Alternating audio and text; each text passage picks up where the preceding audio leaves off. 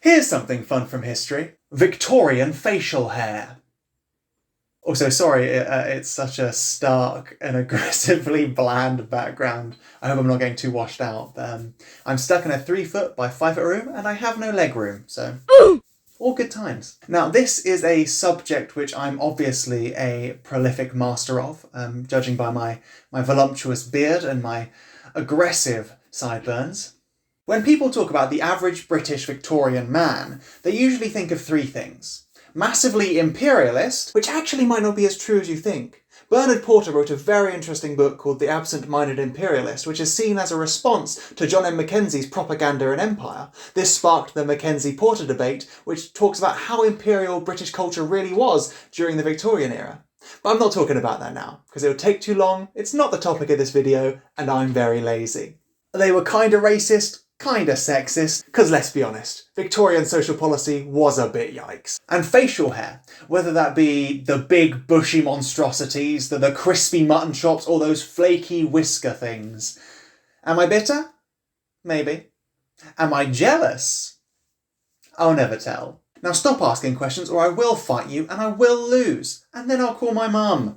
In the 1860s, when this facial hair craze got to its peak, even women were jumping on board with this, trying to grow their hair out to look more like whiskers. So if anyone wants you to go back to the old days and say, oh, you're not being like, women have changed, they're not like they used to, just grow a beard.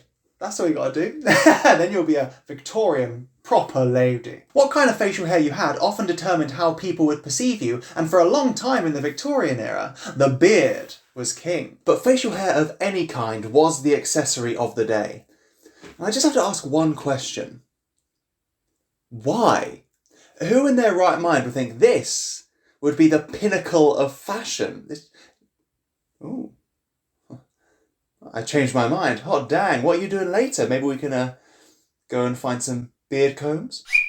That sounds gross. Beards have been out of fashion since the Tudors. Whiskers, those aggressive mutton chops, had slowly started coming back into fashion at the beginning of the 19th century. But beards were still seen as a mark of degeneracy. A mindset I think we should still get behind today. Have you seen people with beards? Ooh, gross. I can't say that. No, I can say that. 2 of my closest friends have beards. I'm allowed to make that kind of joke. Now, it's been argued by some historians, such as G.M. Trelawney, that it was the Crimean War, which lasted from 1854 to 1856, which caused the beard to start to slowly grow on people. Boo! Not funny. I hate boo. Boo. I thought it was quite funny. The practical reason for this was the lack of shaving equipment they could bring with them, as well as the Crimean being flipping cold compared to what the British soldiers were used to. They needed that extra bit of face warmth, and so the beard acted kind of like a face scarf, really. But other historians, such as Christopher Oldstone Moore, have argued that this trend for beard loving came actually quite a few years earlier as part of a greater cultural trend. He cites the Tate's Edinburgh magazine in 1852, saying they would be the champion of the long beard. Whatever that means. It's a weird title to claim, and one I will never ascertain. That's all I know. But regardless of when the craze started, it started nonetheless, and then it swept through the nation by storm. Now you've got to remember that the 19th century was this that you had your words, please. You've got to remember that what is happening with my words? You got to remember that the mid-19th century led to a reshaping of the masculine identity. Different factors like social factors, cultural factors, economic factors led to a soul-searching of what it truly meant to be a man. And of all the things they could have chosen to boost their sense of self-worth, they chose a little bit of hair that grows on your face. Wow. Good job, men. This was also the era of sporting culture and muscular Christianity, which I'm not going to go into here because it's a whack concept as it is. They were asserting claims about man's physical nature in order to try and regain some of that self-autonomous worth that they felt they were losing to industry, to the rise of female independence, the rise of female autonomy. The more I learn about the Victorians, the more I realise I just would not have fitted in. whatsoever. It also led to a bit of a class divide, as this sort of physical nature was seen as the rise of a new, manly nobility. It's no coincidence this all arose around a time of crisis of identity and culture within Britain, where people were becoming increasingly fearful of the quality of British men and their spirit. This would come to a head later, in the late 1800s, early 1900s, with the Second Boer War, but the roots of it can be found here and slightly earlier. Some contemporaries believed that the post-Napoleonic War generation was soft and prone to living comfortable lives instead of facing up to the harsh realities of life that they knew. Where have we heard that before?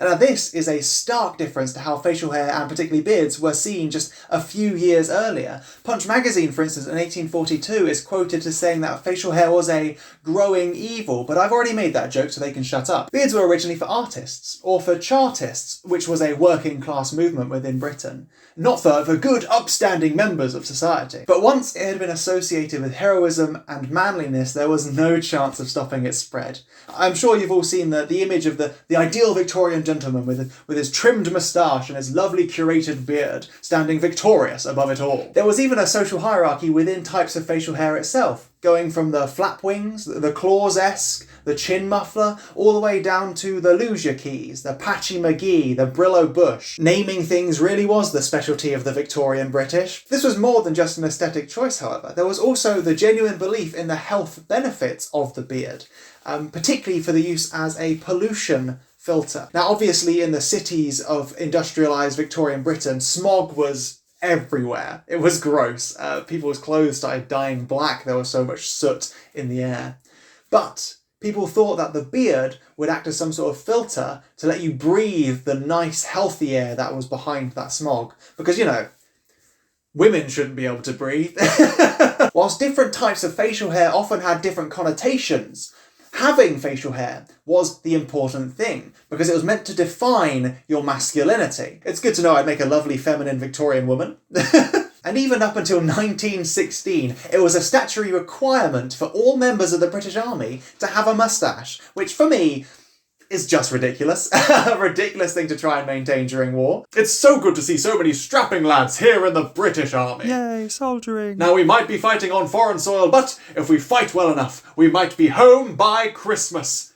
Ah, Private Jenkins, so good of you to finally show up. Apologies, General Sir Neville Macready. I was shaving. What are you doing there, Private?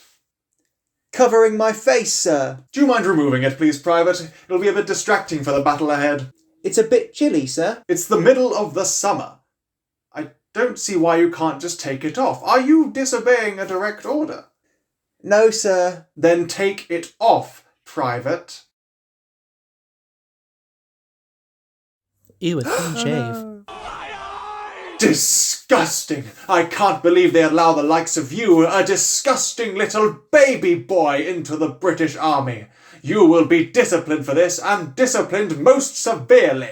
I slipped, sir. I just slipped and now it's all off. It could happen to any of us. It's not just me. You disgust me. Take your baby-face nonsense out of here. What about you, sir? That's not even a real moustache. That's a fake bit of paper. No, I'm a big boy, I promise. Fun fact, General Sir Neville Macready was actually the one to abolish this law for moustaches being a uniform requirement in the army. Really is a hero of the people. But luckily, facial hair isn't something that's so important nowadays, is it? This source of judgment is something we've left to the Victorians. Right? Right? Wrong. Just try going out with this part of your face unshaven and boom! Charlie Chaplin or naughty moustache man from 1930s Germany. Either way, you're making people feel uncomfortable. I think it's kind of mad, isn't it? That something that erupted as a craze 150 years ago is still something that is so prominent in our day-to-day life. It's just baffling to me. It's mad. But I hope you've enjoyed watching me ramble on for however many minutes. If you've enjoyed it, let me know. Let me know if there's anything you want me to cover as well. I'm happy to continue doing these for a little bit at least, because they're quite fun and it's nice to learn some new things. I'm just going to put a few little excerpts, some things that went wrong. It probably only lasts about 20 seconds, but feel free to watch it. And hopefully we'll see you next time. This owl. That really hurt. Unironically. It keeps falling off. I can't keep it on. Oh, let's find his name. 1 sec. I can't. I would be so bad in the British Army. I would suffer horrendously. I can't find it. I can't find it. Why can't I find his name? It won't stay on. If you've made it this far, I appreciate you. You are a wonderful human being. Keep up the good work.